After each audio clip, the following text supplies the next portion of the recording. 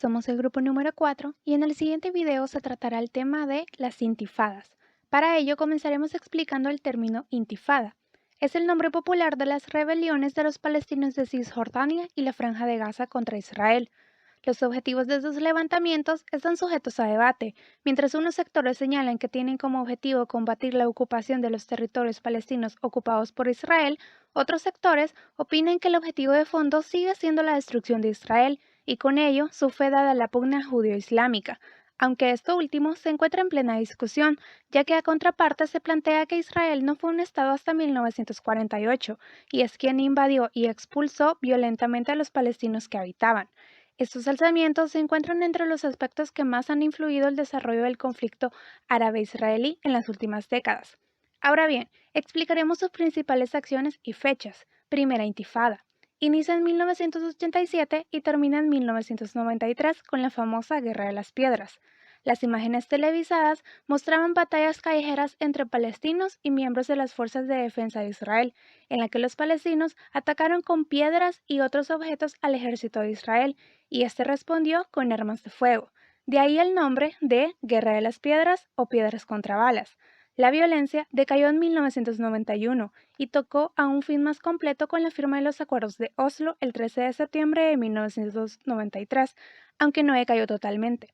Los acuerdos se resumen en los siguientes puntos: la retirada de las fuerzas israelíes de la Franja de Gaza y Cisjordania, el derecho de los palestinos al autogobierno en esas zonas a través de la Autoridad Palestina. Cisjordania y Gaza se dividirían en tres áreas y en 1996 se renegociaría el estatus del gobierno palestino, mientras que la Segunda Intifada fue desde el año 2000 hasta el año 2005 y es recordada como una de las más sangrientas. Israel ocupaba territorios los cuales había liberado anteriormente. Esta intifada, que se ha denominado como Intifada de Al-Aqsa, surge como respuesta a la visita del político Ariel Sharon a la zona árabe de Jerusalén. Este acto fue interpretado como una provocación de los palestinos, quienes reaccionaron arrojando piedras a las fuerzas israelíes. La represión brutal tuvo como resultado 7 palestinos muertos, provocando así violentas insurrecciones en toda la frontera entre Israel y los territorios palestinos. Termina oficialmente el 24 de febrero del 2005 y es esta segunda intifada quien deja más de 6.000 muertes, afectando más al lado palestino. Por último, la tercera intifada inició el 8 de diciembre de 2017, en donde el líder de Hamas, Ismael Haniyeh, pidió a los palestinos que participaran en una tercera intifada a través del denominado Viernes de Furia, motivado por la decisión del presidente de Estados Unidos, Donald Trump, de reconocer a Jerusalén como capital del Estado de Israel.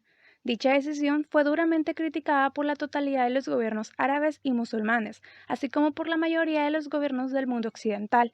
Las diversas críticas señalaron que este movimiento de la administración Trump, lejos de incentivar el diálogo entre las partes, solo logró generar una nueva ola de violencia y tirar por la borda todos los esfuerzos de los anteriores gobiernos norteamericanos en materia del conflicto en cuestión. Las protestas fueron masivas tanto en Cisjordania y Gaza, como en todos los países musulmanes. Las fuerzas de defensa de Israel reprimieron a los manifestantes en Gaza y Ramallah. Hasta el momento, al menos 2 muertes y más de 100 heridos provocó esta tercera intifada.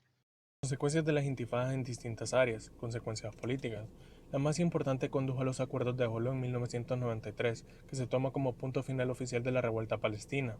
En Israel se consolidó la izquierda israelí, lo que llevó a la elección del laborismo y de Yitzhak Rabin en los comicios de 1992. Del lado palestino se produjo el ascenso del extremismo islámico con la organización Hamas y el inicio de la era del terrorismo suicida.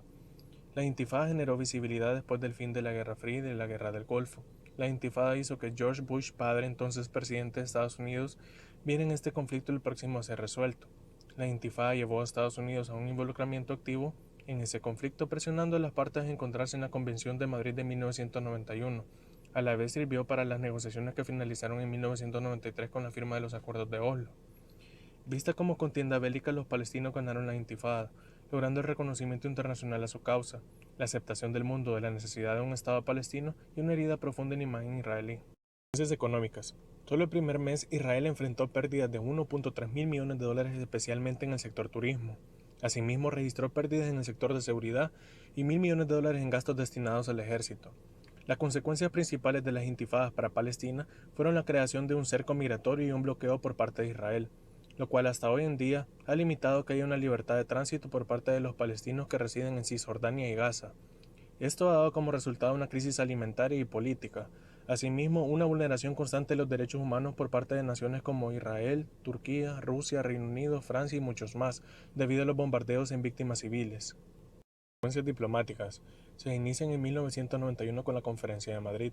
Es el primer paso en un periodo de negociaciones que culminó en 1995 con el Tratado de Oslo. Pero estos son incumplidos por Israel debido a que no desocuparon Cisjordania y Gaza, sino que los aislaron. Uno de los logros de las intifadas fue el 29 de noviembre del 2012. La ONU concedió a Palestina la categoría de Estado no miembro observador, dándole implícitamente el reconocimiento de Estado. El 14 de mayo del 2018, el presidente Donald Trump trasladó la embajada de Estados Unidos a la ciudad santa Jerusalén, el cual rompió con décadas de consenso internacional, no ha sido secundada por mandatarios ultraconservadores como el brasileño Jair Bolsonaro o el húngaro Viktor Orbán, que se han limitado a abrir oficinas comerciales o culturales. El llamado Acuerdo del Siglo propuesto por Trump y el primer ministro Benjamin Netanyahu el 28 de enero del 2020 para la reconciliación entre Palestina e Israel no ha tenido éxito debido a la situación de estancamiento de este longevo conflicto. Puede haberse incrementado. La tibia respuesta de la comunidad internacional, la división interna en la política palestina y la fortalecida relación entre Israel y Estados Unidos han desnivelado todavía aún más la balanza que lleva años inclinada hacia el bando israelí.